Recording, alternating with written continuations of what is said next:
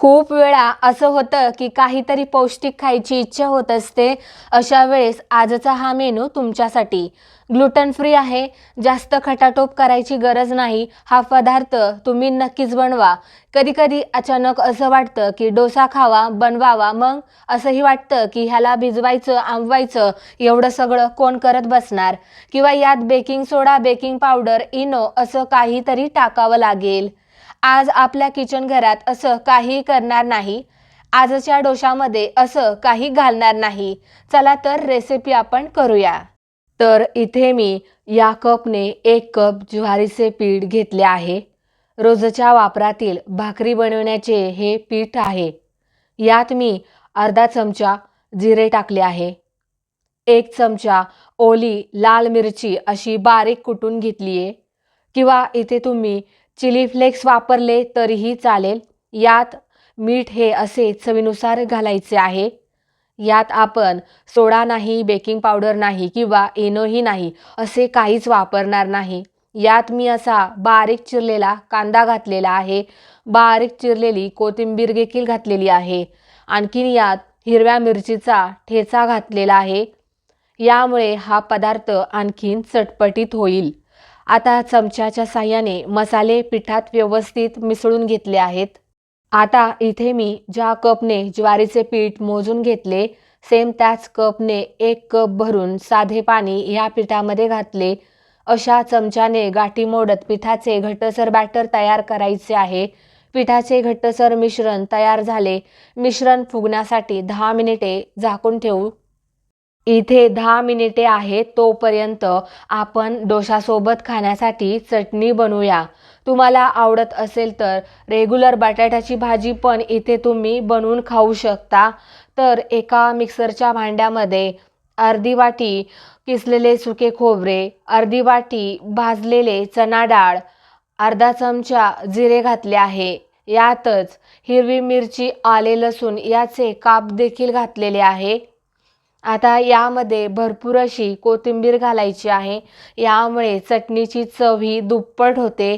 यातच मी ते अर्धा लिंबू पिळून घेतलेले आहे. त्या लिंबाऐवजी आवडत असेल तर तुम्ही दही पण वापरू शकता. ही तुमची चॉईस आहे. यातच मी चवीनुसार कमी जास्त मीठ घातलेले आहे. आता शेवटी याच्यात पाणी घालायचं आहे, म्हणजे स्मूथ अशी चटणी वाटली जाऊ शकते. तर याचे मी आता स्मूथ असे बॅटर तयार केले आहे. हे बघा, या पद्धतीने परफेक्ट अशा कन्सिस्टन्सीमध्ये ही चटणी बनवून तयार झालेली आहे. तर बघा, हिला आपण एका बाउलमध्ये काढून घेऊयात.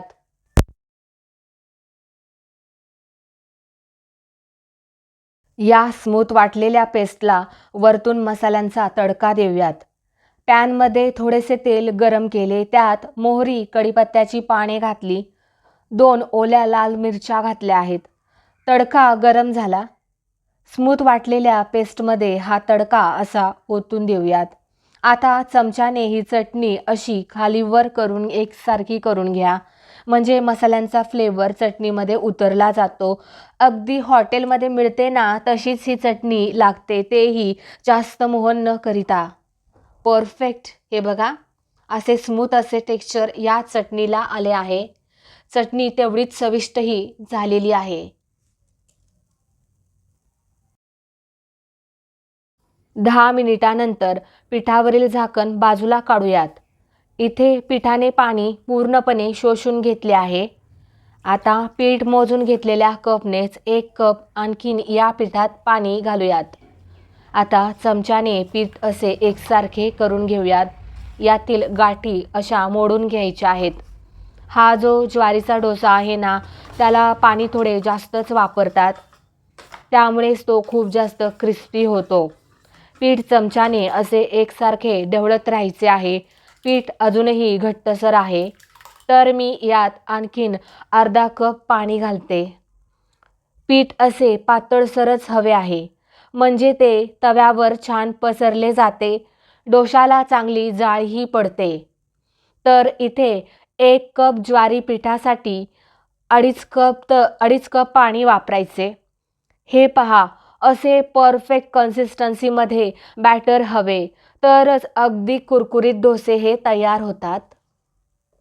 इथे गॅसवर डोशाचा तवा ठेवलाय, कारण हा जो डोसा आहे ना तो मोठ्या आचेवरच बनवायचा असतो.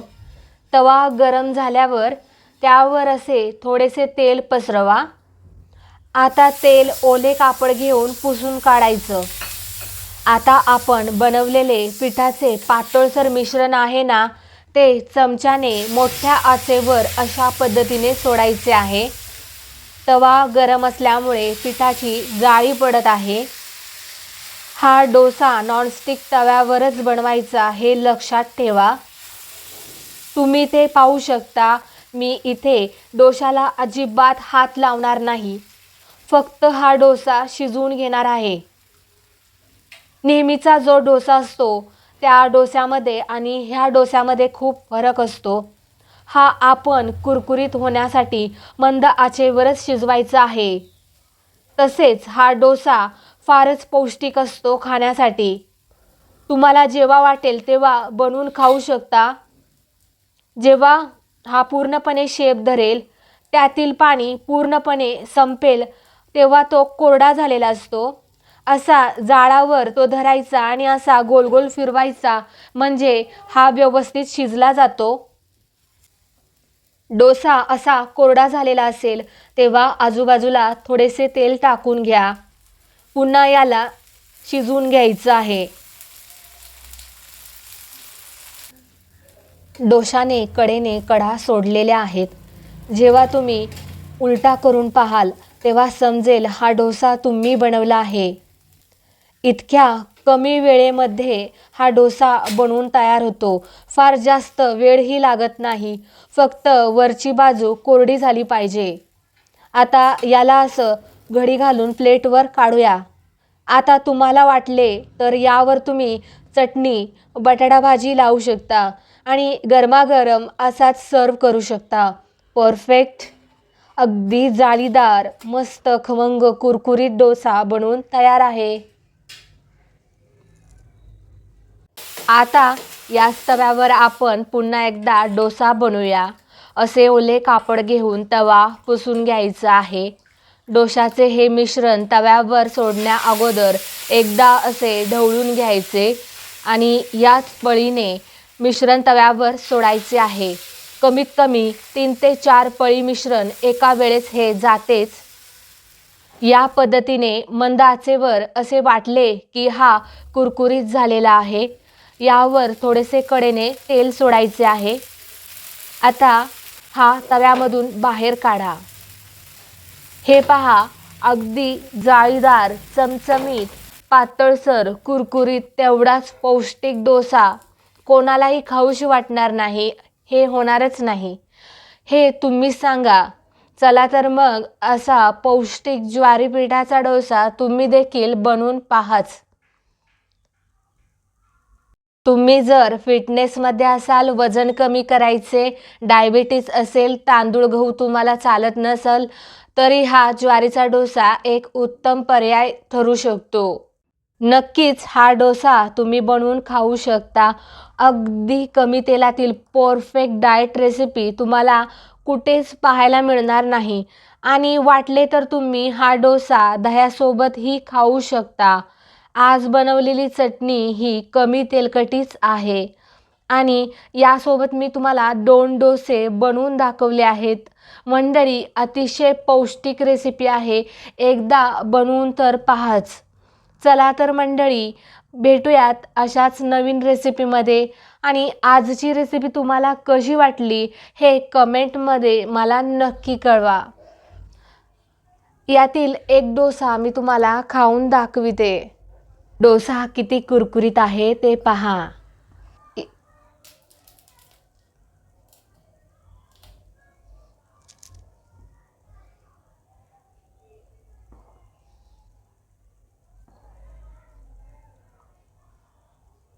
वाव, मस्तच. परफेक्ट अशी रेसिपी तयार झालेली आहे.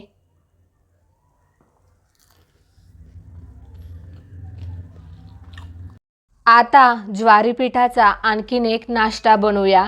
यामध्ये तुम्ही रवा नाही वापरला तरीही चालेल. जर रवा खात नसाल तर फक्त बेसन पीठ यात वापरावे लागेल। इथे 1 कप ज्वारी पीठ घेतले आहे। हे असे चाळणीने व्यवस्थित चाळून घ्या। यात मी 2 चमचे रवा घालते। अगोदर सांगितल्याप्रमाणे रवा नाही वापरला तरीही चालेल आणि जर तुम्हाला रव्याची ॲलर्जी असेल तर आता हा पूर्णपणे रवा फ्री पदार्थ बनवायचा असेल तर यात तुम्ही 4 चमचे बेसन पीठ वापरा। मस्तपैकी सर्व पिठे चाळणीने व्यवस्थित चाळून घ्यायची आहेत। परफेक्ट। आता पीठ अगदी हलके फुलके झाले आहे। यात घालूया थोडीशी हळद पावडर, थोडासा हिंग घालूया, 1 स्पूनपेक्षा थोडा कमी मीठ घालायचं आहे। हिरवी मिरची आल्याचा ठेचा देखील इथे वापरूयात। यातच पुढे 2 चमचे ताजे दही वापरायचे आहे। दह्यामुळे पदार्थाला थोडीशी आंबट आणि चविष्ट अशी चव येते। आता यातच मी 1 कप पाणी वापरणार आहे। आता हे पीठ जसजसे पाणी शोषून घेईल तसतसे या पिठात पाणी ओतत जायचे आहे। पीठ अगदीच पातळसर बनवायचे नाही, पदार्थ बिघडू शकतो। असे रिबन कन्सिस्टन्सीमध्ये पीठ ठेवा। तसेच ज्वारी पीठ जास्त पाणीही शोषून घेत नाही। हे पहा, याच्यावरती मी आता झाकण ठेवते म्हणजे पीठ व्यवस्थित भिजते। पहा, 1 कप पाणी घेतले होते, त्याच्यातील फक्त अर्ध्या कपपेक्षा म्हणजे 1/4 कप पाणी ते शिल्लक राहिले आहे। पीठ भिजत आहे तोपर्यंत मी इथे हे पीठ कशात शिजवायचे ते पाहते। असा टोप मी इथे घेतला। पदार्थ व्यवस्थित शिजण्यासाठी तळाला मी पाणी वापरले आहे। त्यामध्ये असे स्टँड ठेवले आहे। तुम्ही हा पदार्थ इडली भांड्यामध्ये देखील बनवू शकता किंवा इडलीसाठी जे सेपरेट भांडे असते त्यातही हा पदार्थ तुम्ही शिजवू शकता। आणि आज मी अशा छोट्या छोट्या स्टीलच्या वाट्या घेतल्या आहेत। 6 ते 7 वाट्या मी इथे घेतल्यात। आता खाली पाणी उकळत ठेवले आहे तोपर्यंत या वाट्यांना आतून तेल लावून घेऊयात। हे पहा, इथे सर्व वाट्यांना तेल लावून झाले आहे। आता हे पहा, जेव्हा तुम्हाला वाटेल की ज्वारी पिठाचे हे परफेक्ट बॅटर तयार झाले त्यावेळेसच यात अशी बारीक चिरलेली भरपूर कोथिंबीर टाकून घ्या। आता मला इथे यात पाणी घालण्याची आवश्यकता वाटत नाहीये, त्यामुळे मी इथे पाणी वापरले नाही। पण जर का तुम्हाला पीठ जरा घट्टसर वाटले आणि पाण्याची गरज असेल तर पाणी टाकून घ्या। पीठ तयार झाल्यावर यात मी इथे 1 चमचा इनो वापरला आहे। यावर थोडेसे पाणी टाकून मिश्रण आता पटापट हलवून घ्या। तसेच यात तुम्ही खाण्याचा सोडा पण वापरू शकता, तोही चालतो, पण इनोमुळे याला परफेक्ट असा रिझल्ट मिळतो, त्यामुळे तुम्ही इनोच वापरा। आता ढोकळ्याचे पीठ तयार आहे। आता आतून तेल चोळलेल्या वाट्यांमध्ये हे ढोकळ्याचे पीठ थोडे थोडे करून टाकून घ्या। प्रत्येकी 1.5 चमचा बॅटर प्रत्येक वाटीत बसते। आणि दुसरीकडे टोपामध्ये मी पाणी तर उकळत ठेवलेच आहे। आता जरासुद्धा वेळ वाया न घालविता हे पीठ पटकन आपण गॅसवर ठेवून देऊया। या पिठांवर वाट्यांमध्येच थोडेसे लाल तिखट स्प्रिंकल केले तरीही छान दिसते व ते दिसायलाही फार आकर्षक दिसते। आता गॅसवर भांड्यामध्ये पाणी उकळत ठेवलेले आहे। या भांड्यामध्ये बसतील एवढ्या वाट्या ठेवून घ्या। ही कृती पटापट करायची आहे बरं का। हे जे झाकण आहे ना त्यावर कापड लावून स्टीमवाल्या भांड्यावर आता ठेवून देते। आपल्याला इथे काय करायचंय की 10 ते 12 मिनिटं वाफ द्यायची आहे, म्हणजे ढोकळा फुगून शिजतो। असे कापड लावल्यामुळे बऱ्याचदा वाफेचे पाणी पदार्थावर पडत नाही, त्यामुळेच पदार्थावर असे कापड लावायचे। तसेही ज्वारीचे पीठ जास्त पाणी शोषत नाही। ज्वारीचे पीठ बेसन पिठापेक्षा कमीच पाणी शोषून घेते, त्यामुळे हा पदार्थ खूपच ओलसर होतो।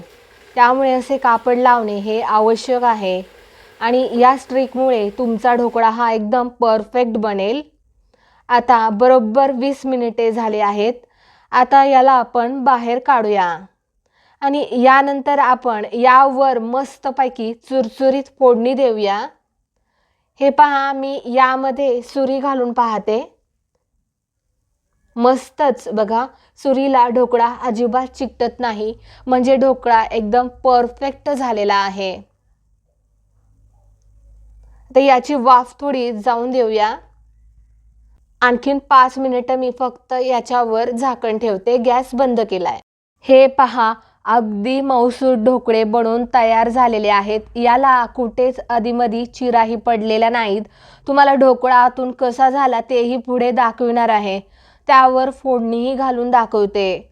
खूपच मऊसूत जाळीदार ढोकळा तयार झालेला आहे। आता मला हे ढोकळे तोडूशी पण वाटत नाहीयेत, इतके मऊ स्पॉन्जी झालेत हे। ढोकळा किंचितसा थंड झालेला आहे, हात पण सहज लावता येतोय। आता हळूवार हातानेच आपण ढोकळा वाटीमधून बाहेर काढूया। आता महत्त्वाचा घटक म्हणजे यावरची फोडणी। आणि तुम्हाला हवे असेल तर बिना फोडणीचा पण ढोकळा तुम्ही असाच खाऊ शकता, किंवा जेव्हा आपण सुरुवातीला पिठात पाणी ओतलं त्यावेळेस डायरेक्ट पिठामध्ये थोडीशी मसाल्याची फोडणी वापरली असती तरीही चालले असते। हे पहा, ढोकळा किती मऊसूत झालेला आहे आणि याला जाळीही फार सुंदर पडलेली आहे, तेही मी तुम्हाला पुढे दाखवते। आता मी पूर्ण वाट्या यामधील ढोकळा काढून घेते। हे पहा, इथे सर्व ढोकळे वाटीमधून बाहेर काढलेत। फोडणीसाठी गरम पॅनमध्ये थोडंसं तेल घेतलंय। गॅस मंद आचेवर ठेवून यात जिरे, मोहरी, सफेद तीळ, हिरव्या मिरच्या, थोड्याशा लाल मिरच्या आणि कढीपत्ता घातलेला आहे आणि याची चुरचुरीत फोडणी आपण या ढोकळ्यांवर घालून घेऊयात। आता तुम्हाला थोडंसं पाणी हवे असेल तर यामध्ये तुम्ही थोडंसं पाणी देखील वापरू शकता। आता हीच फोडणी पाणी न वापरताच ढोकळ्यांवर मी घालून घेते। अतिशय मऊ, चविष्ट, पौष्टिक खमण बनवून तयार झाले आहेत मंडळी। हा तुम्ही चटणीसोबतही एन्जॉय करू शकता। घरातील कोथिंबीर चटणी, याआधी आपण बनवलेली खोबऱ्याची चटणी, टोमॅटो सॉस, चिंचेची चटणी यासोबतही तुम्ही खाऊ शकता। आणि जर तुम्हाला बेसन पीठ खायचे नसेल तर नक्कीच तुम्ही हा ज्वारी पिठाचा ढोकळा एकदा बनवून पहा। आता मी हा ढोकळा तुम्हाला आतून कसा झाला ते एकदा दाखवते। मस्तच ढोकळा अगदी हातात घेतल्यावरच अगदी स्पॉन्जी आणि ज्युसी वाटतोय।